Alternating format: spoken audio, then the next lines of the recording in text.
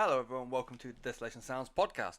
My name is Stephen Hook and this is a podcast celebrating everything to do within the world of alternative music, be that rock, punk, metal or extreme metal. Coming up on this week's show, a sad news actually, a bunch of sad news, but there are some other things as well. I've made that very vague. Basically talking about Sepultura, a little bit of Static X and Dope, Conjurer and Palm Reader, and the rock and metal community lost two big names this week, so briefly mention them as well. In terms of album reviews this week, we've got Black Futures, Korn, Microwave, and Tiny Moving Parts. On the music side of things, it's been a fucking good week. But let's start with the news. Sepultura appear to have actually done the thing and announced their next album coming out for early 2012. It's going to be called Quadra. I initially read that as Quandra and thought this was going to be easy. Quadra, it probably means something in Portuguese. Very little is known at this point. It's literally just... Excuse me, I am dying. I'm drinking a lot of orange juice. Very little is known, just an early 2020 release. And I'm just trying to see what number album it is, because Sepultura will be going a jolly old long time.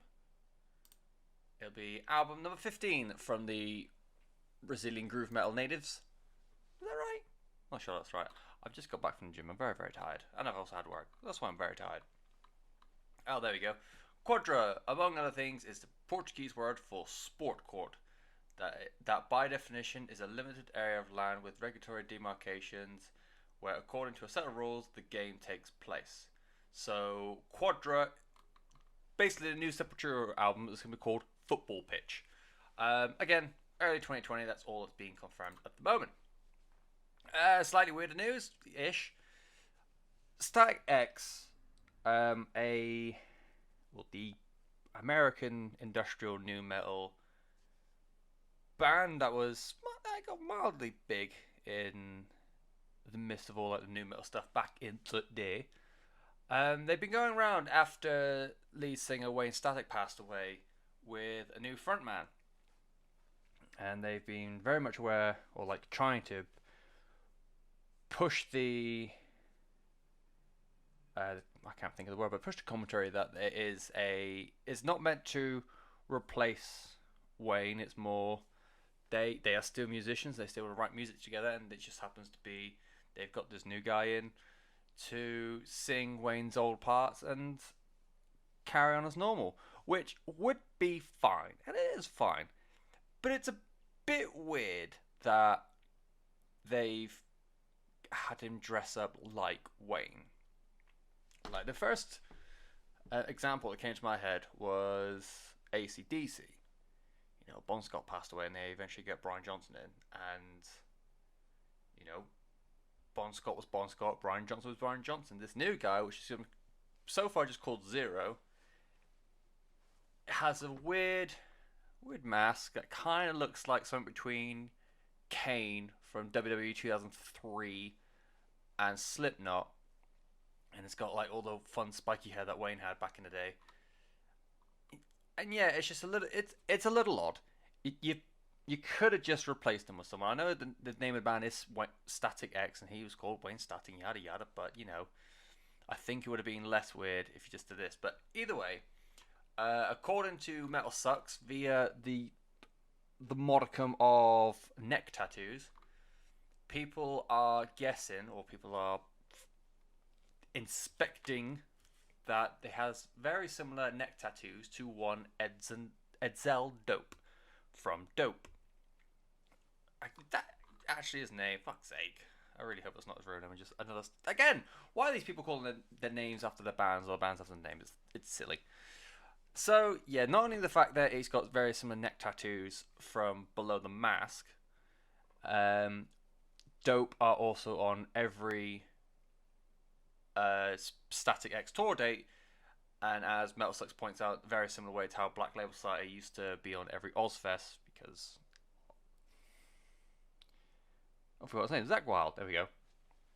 So yeah, if anyone still cares about Static X or Dope, I quite like Dope back in the day, so that's why it's here. That's some news for you. It's the 90s all over again. How lovely. In less weird, kind of. It's a Christmas thing. You know, I'm not a fan of that. Is it Christmas? Someone told me it's Christmassy. Hmm. It's an early Christmas present, we'll say. Conjurer and Palm Reader are collaborating together to do a split covers EP thing. So it's going to be 2 songs each from post metal sludgy brawlers Conjurer and very, very, very good hardcore punkers Palm Reader. Conjurer are tackling Slipknot's Vermilion and Mastodon's Blood and Thunder. I actually cannot fucking wait to hear them try and do Blood and Thunder. I think that would be excellent. And Palm Reader are covering Tire Me by Rage Against the Machine and Circles by Thrice. It's coming out. Shipping commences 13th December. It's a really cool idea. I like these. You don't really see splits that often, like bigger name bands, although I'd say they're still bigger bands. I know they've got. I think they were both a part of the Black Pete Store that briefly got cancelled because of Will's illness. So I think this is a fun little way that they can recoup some of that money. I know I'll be buying it. So yeah, support these little. I hate to say little bands, but in the grand scheme of things, compared to other bands, they kind of are, purely because, as I think I mentioned last week, the alt scene has less money because life's not fair. But yeah, I cannot wait to hear Conjurer try and do Blood and Thunder. I think that's going to be sweet. And onto the very, very sad news. Larry Junstrom, the founding member and bass player of Lynyrd Skynyrd and our 38 Special, has passed away, as has Cream drummer Ginger Baker. And I'm not going to sit here and pretend that I know a great deal about Cream or Lynyrd Skynyrd, other than the fact that there are a lot of bands that are out there, a lot of bands that I listen to that probably wouldn't exist were it not for at least one of these bands. Even if it's the people who inspired them were inspired by Cream and Lynyrd Skynyrd. Sunshine of Your Love is still, it gets played everywhere, and it's a sort of song that is defined, it's just surpassed generations.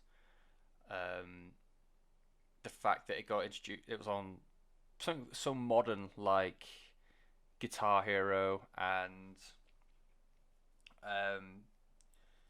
from there I've become aware of the song. It gets passed down through like rock nights and that kind of thing. It's always a big cover song for like local rock acts. And for Lynyrd Skynyrd, Sweet Home Alabama is still a huge song for them. And yeah, like I said, I'm not going to pretend I know a great deal about Cream or Lynyrd Skynyrd, but I do know their importance on the music scene as a whole. So it's very, very sad news. It was reported last week that Ginger was unwell as well.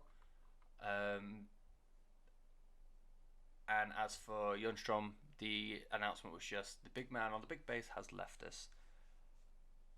So, thoughts, and if you are so inclined, prayers definitely go out to members of their respective families and their respective bands. Again, tragic shame, but 'tis life, isn't it? 'Tis life. Let's cheer ourselves up with some jolly good music. We'll start with, jolly might not be the right word. Let's just start with some good music, shall we? We'll start with Black Futures and their debut album, Never Not Nothing. They are from London, and if you're gonna like pigeonhole it, I kind of called this electro punk. There's a lot going on, which I'll get to in a second. So I initially became aware of Black Futures when they were initially known as Subsource, way back in the day. They had a song called Chemicals on a Metal Hammer compilation, and it was a fucking great song. I'm sad it's not on Spotify. And they also, if you are a fan of Bake Off, which I know I am, if you remember the year that Nadia won it, I think it was season 6, and the guy called Stu, who got eliminated in the first week, he used to be in Subsource and in Black Futures, which I found that out about 3 weeks ago, and it completely blew my tiny little mind. Because it's weird when two worlds like that collide for me. It is, as I said, it's a pigeonhole that this is electropunk, but there's so much more going on. It's an elaborate collection of noise and sounds, which is what music is. You've got big beat in there, you've got rap, hip hop, punk, metal, alt rock, industrial. It's a very dark, depraved state of affairs, and excuse me, the chaotic round of music at times feels very doomsday-y. Look at the shouted chorus to Love, or like the drop in Body and Soul. It's just a angry music, which for me, who's very not with it for electronic music, it's odd finding alternative electrical music these days. Well, at least for me. You've got both these songs that are very abrasive on the vocal, and musically it's just this twisting mesh of various electronica. And it's as different as it is for me, it's fucking great. Lyrically as well, if you pay attention to them, they just fucking doom and gloom as shit, yo.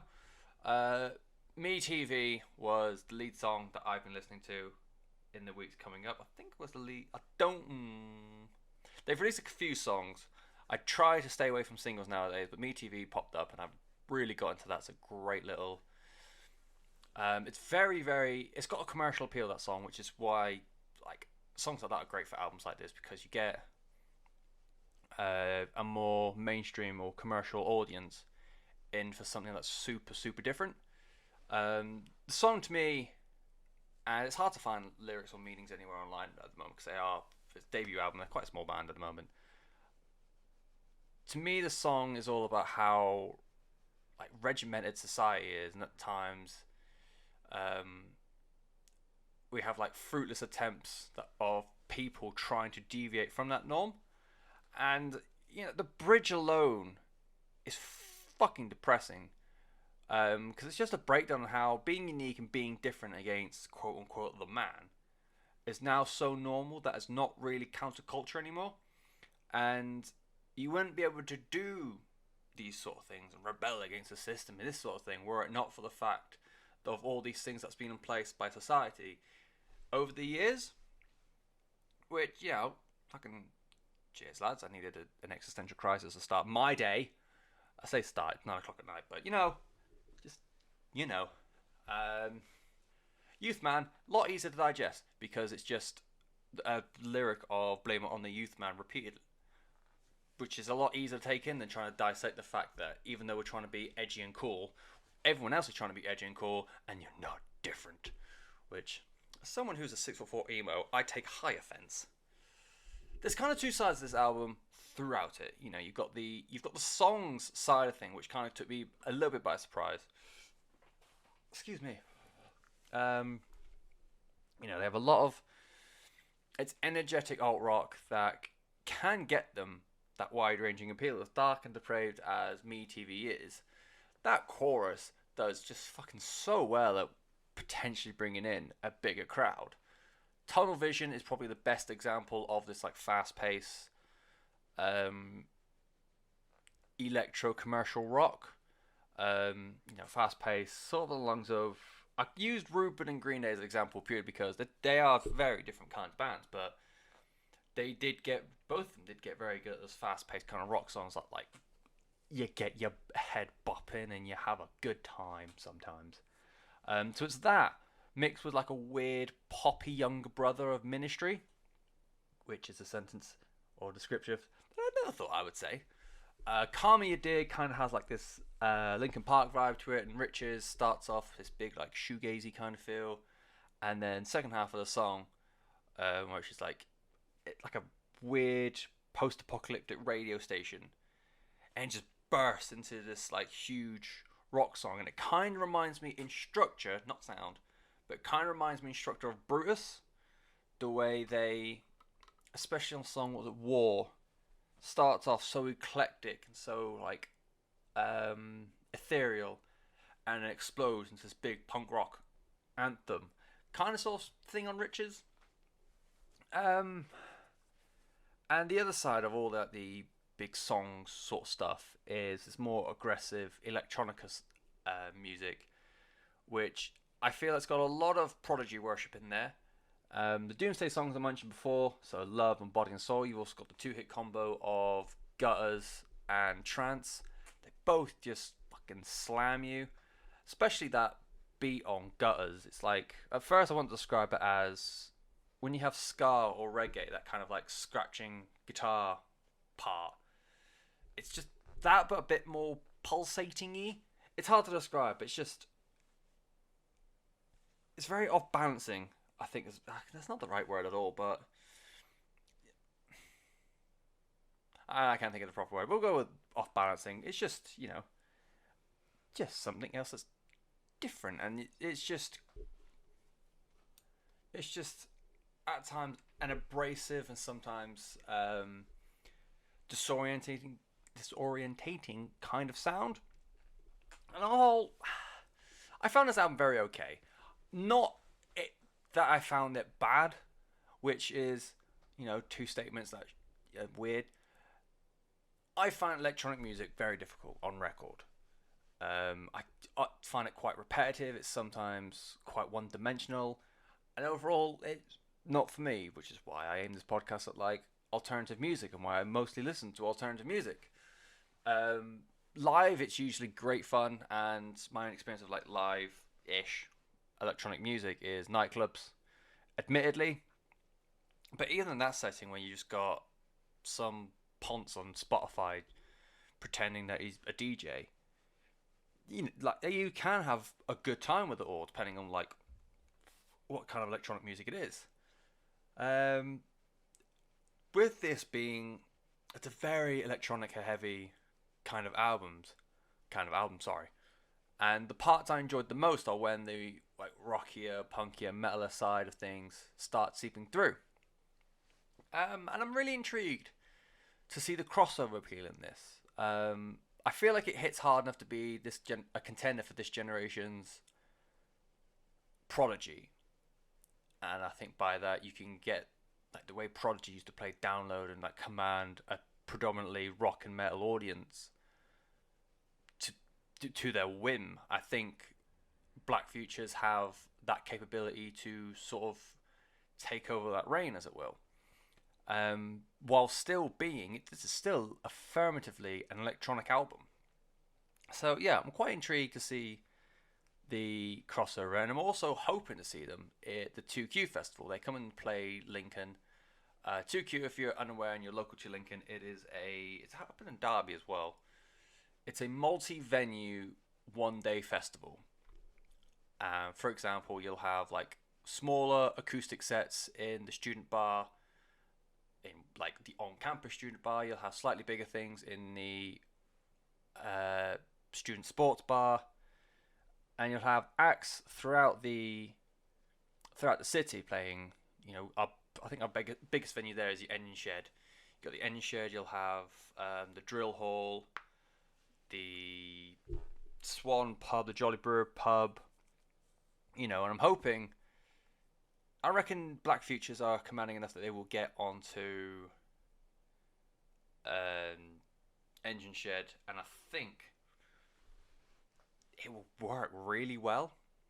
Because, again, that crossover between being edgy and angry enough to command a rock audience, whilst also being electronic to bring in a more commercially viable audience. I'm intrigued. I would like to go see him. Definitely think you should too. The album was called Never Not Nothing. The band is called Black Futures. It's a debut album, and yeah, if you are usually a bit iffy with electronic music, I'd say give this a good old bash, because there's still enough in there. It is a very electronic album, but there's still enough in there to enjoy if you like your more guitar-based music. So, second album of the week then, we're going to go to slowly becoming a favourite of mine. We're going to go to Korn for staggeringly their 13th album. It's not often you get to go into double digits bands these days. Bakersfield, California natives. They are probably like the only band from that original era still playing new metal. The next album is called The Nothing, and it is the follow-up to 2016, The Serenity of Suffering. So I got into Korn properly about the time of Korn 3, Remember Who You Are. And I remember it being received as a bit of a mixed bag. While it was seen as like their best album since Take a Look in the Mirror, it still wasn't quite top tier. It was more good in comparison than good, if that makes sense. Personally, I enjoyed it as a first foray into the band. I think Oildale and Let the Guilt Go still hold up quite well.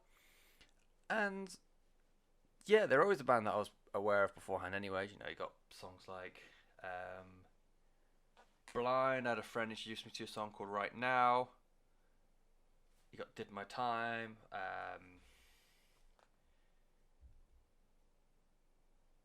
I've got the song playing in my head, but I can't think of the actual chorus. It's the animated. I can see the music video. It's the weird animated one where the kids are playing hopscotch off a cliff and the police officer accidentally shoots them. Why can I not think what that song's called? You and I were meant to be. Something takes. Is it Something Takes Part of Me?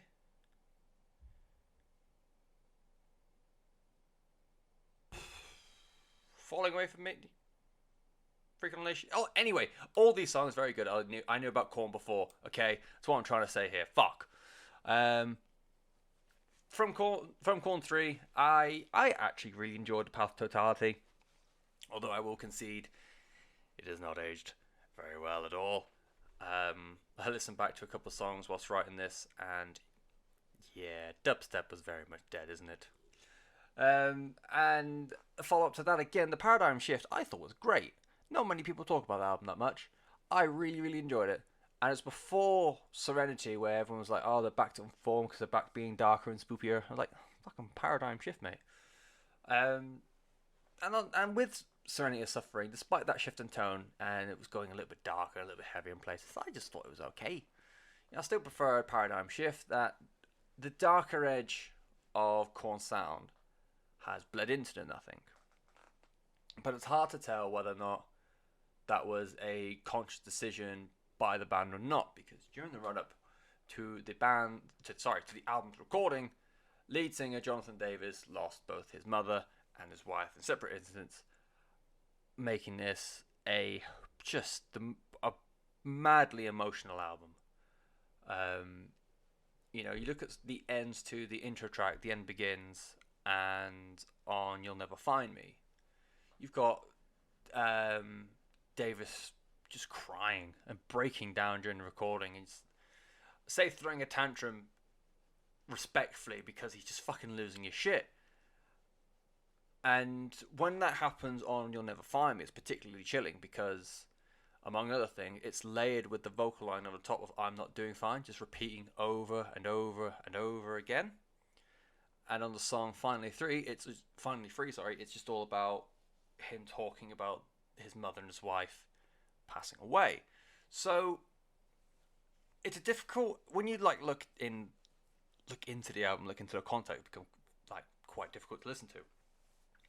And I think for Davis itself, it must have been a very difficult album for him. And he said during the writing of it that it almost became therapeutic because it was a way that he could get those feelings out there in a way that he was comfortable with. So, fair fucks to him. Even today, and in the kind of world that we're moving into, I still think it's ballsy and very, very brave of him to be this open. He's always been a man to wear his heart on his sleeve, especially in his music, but fucking goddamn.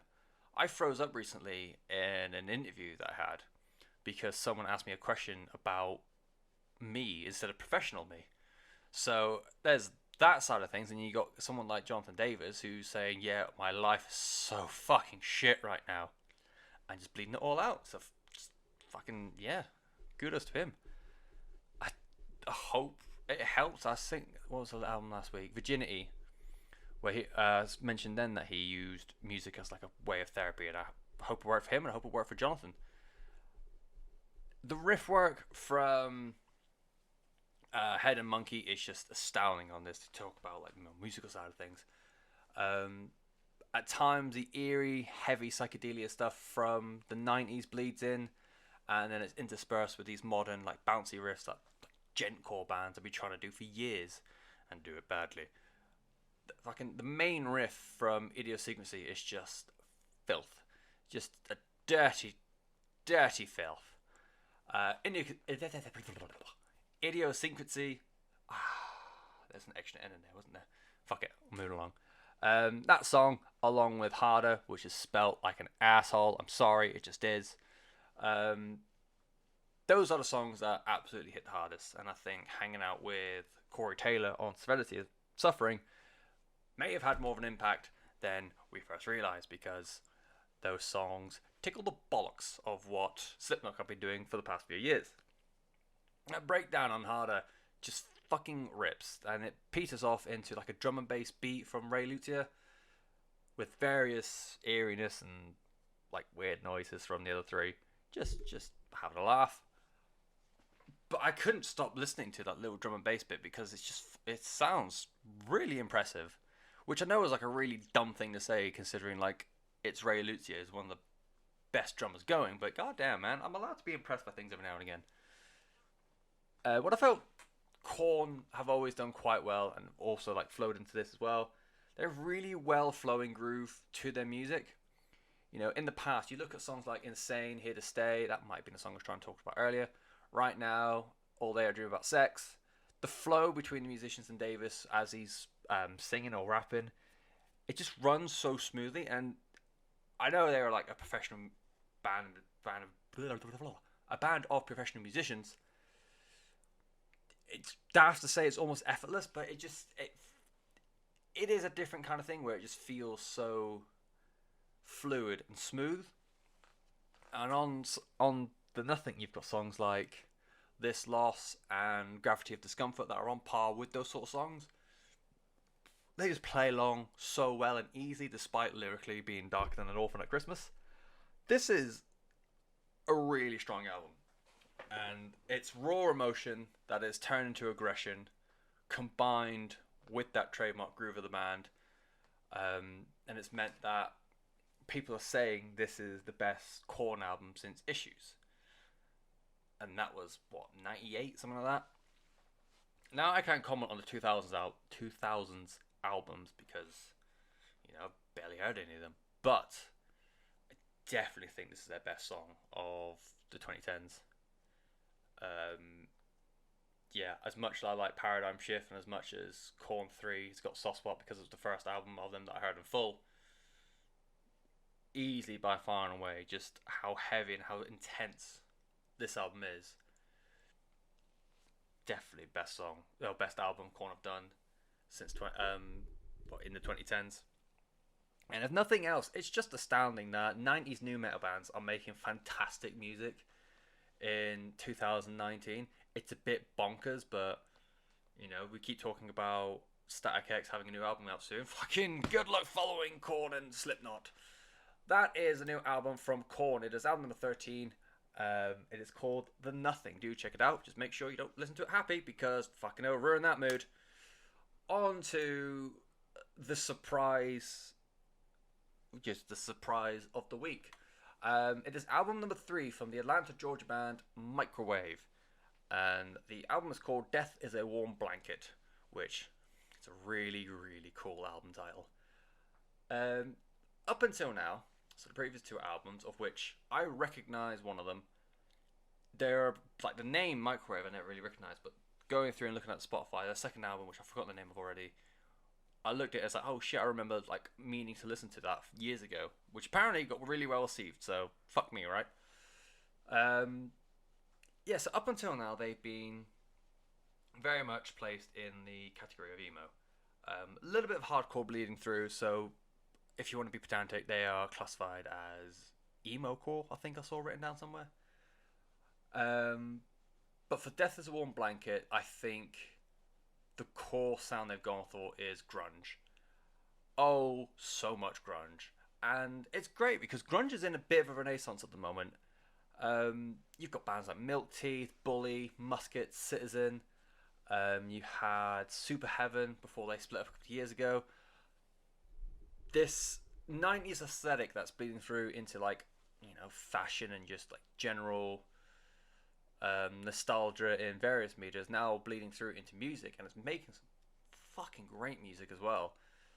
So now you have Microwave, who, like I said, came in from an emo background prior to this album, and like, I had a quick skim through their back catalogue whilst reviewing This Is One Blanket, and the opening track, Leather Daddy, I feel like it acts as a really good and a really strong transition song, or like an evolution sort of thing, from their old sound into this new one, because it starts off quite eclectic and quite clean, and then it more just erupts into what's now going to be their new sound of just breaking your nuts in.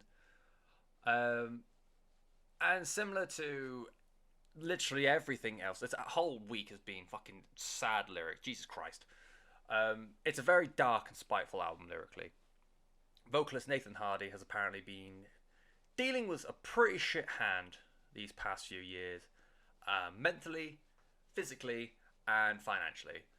And the lyrics reflect this. Float to the Top seems to single out the lethargy that comes from depression. You've got Leather Daddy that reads like a chilling commentary between a struggling couple. The Brakeman Has Resigned touches on his physical illnesses a bit before going a bit more into the financial troubles that have befallen Nathan as well as the rest of Microwave.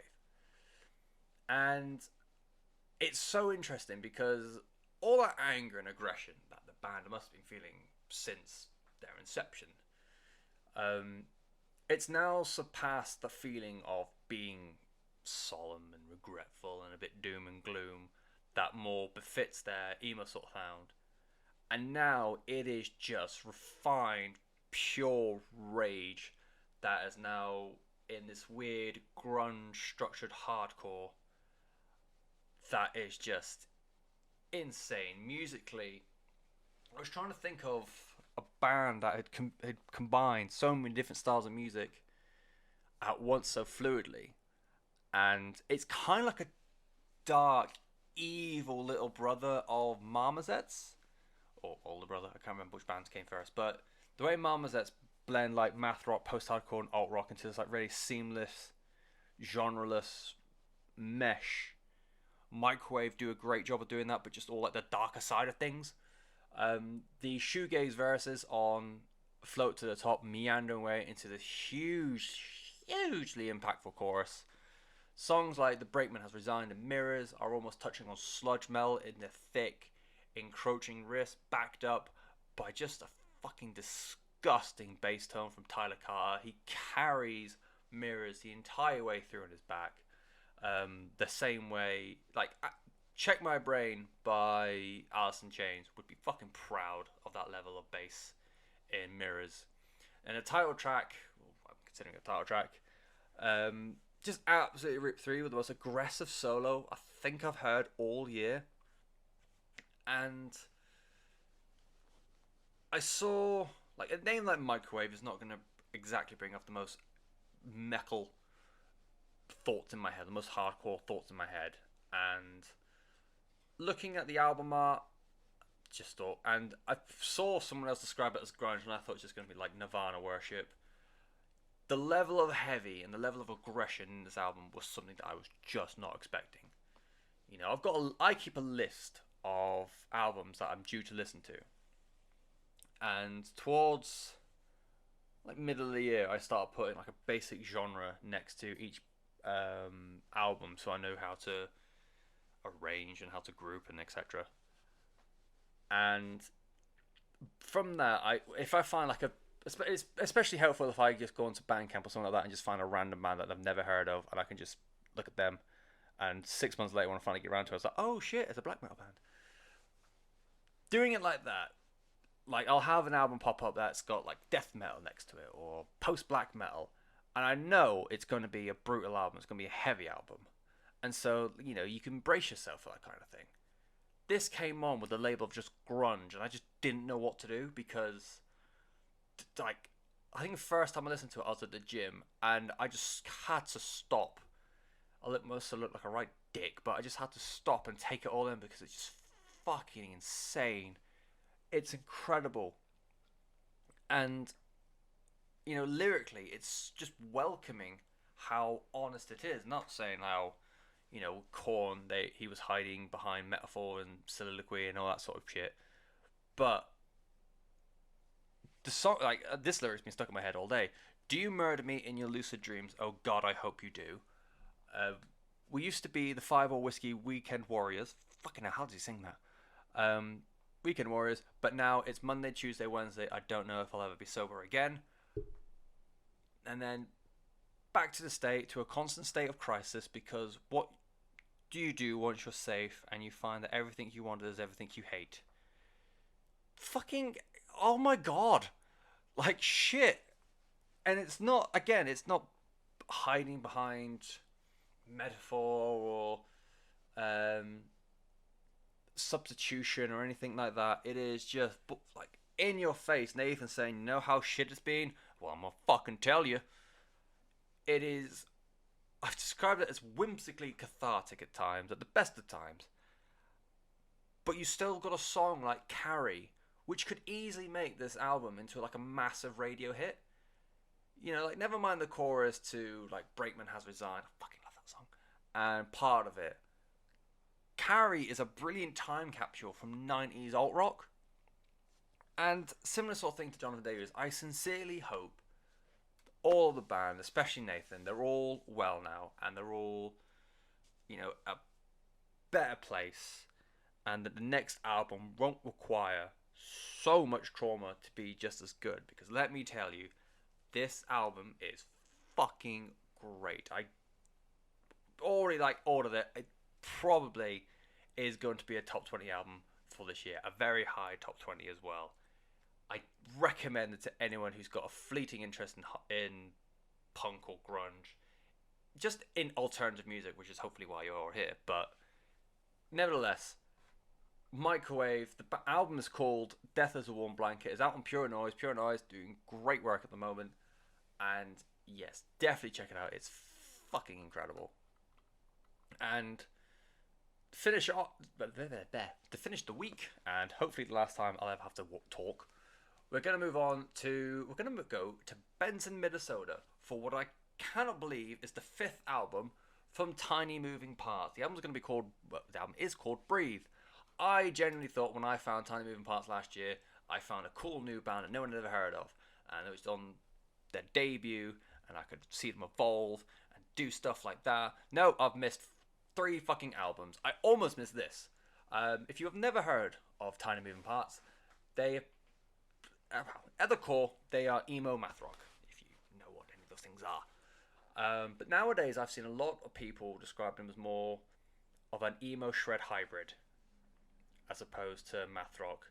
And I'm not quite sure where that line lies, but I do know that Dylan Matheson, I hope that's how you pronounce his last name, his guitar work is just mind-boggling. It just truly is, which I will discuss a bit more in a bit. But first, like I said, I first became aware of Tiny Moving Parts after finding Swell early last year.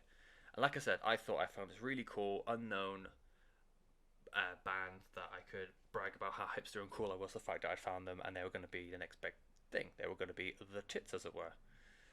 As it turns out, like I said, I missed 3 albums beforehand. That's on me. And I am such a big fan of Breathe. By the way, Swell was fucking great. Like, holy balls, it was good. And I became such a big fan of Tiny Moving Parts, and Swell was so good that I only realised a week before Breathe came out that there was a new album on its way. I'm just a really, really big fan. I also found out recently that Tiny Moving Parts and Microwave toured recently, and I'm fucking gutted I missed that. I missed it by a week. It was in Birmingham, but still.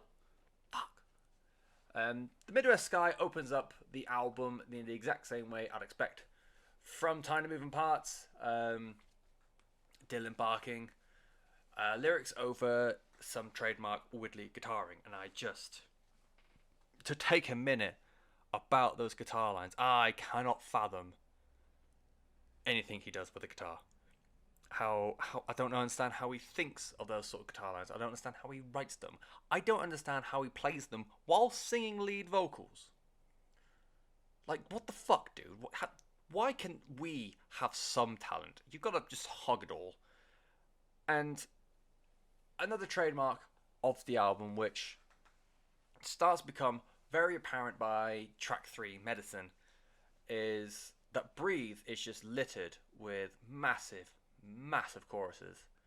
Light Bulb is the big pop punk chorus that Blink-182 have been desperately languishing for years.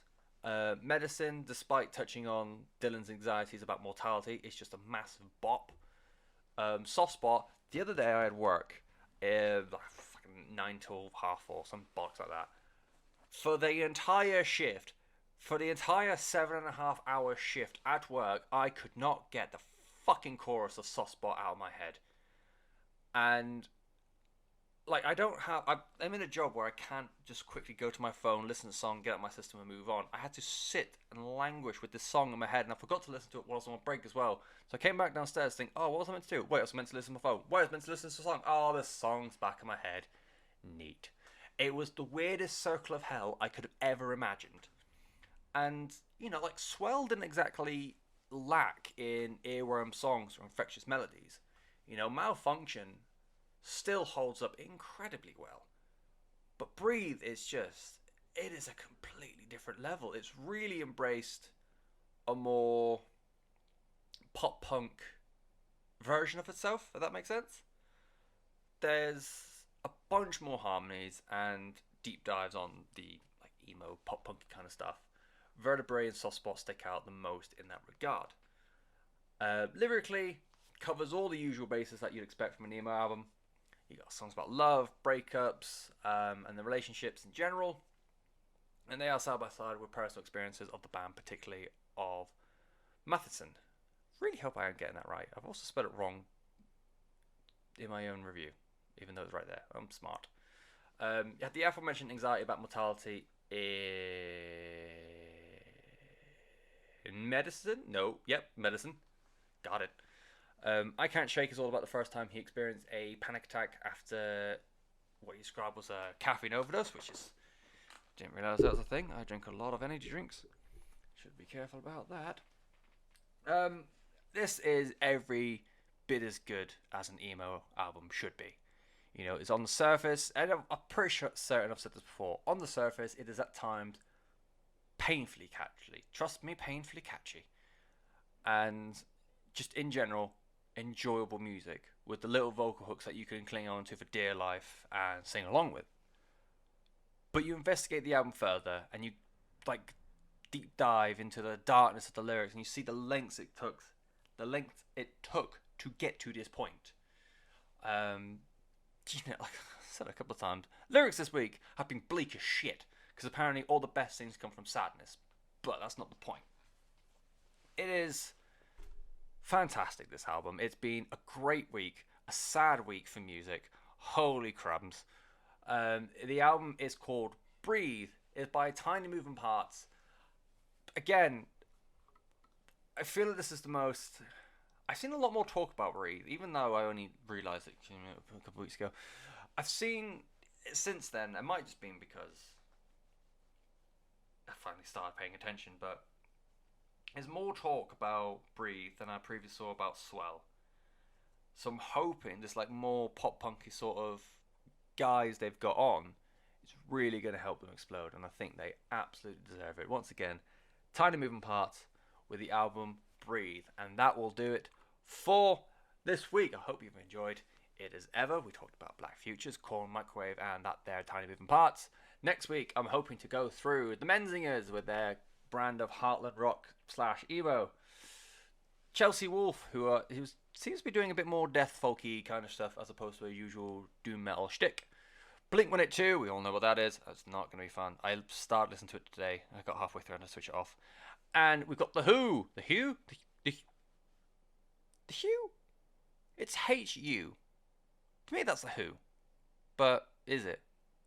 Either way, Mongolian folk metal with throat singing in it. I heard one song previously called Yuva Yuva You, I think. And it was fucking mad. So, yeah, it's probably going to be a lot of fun.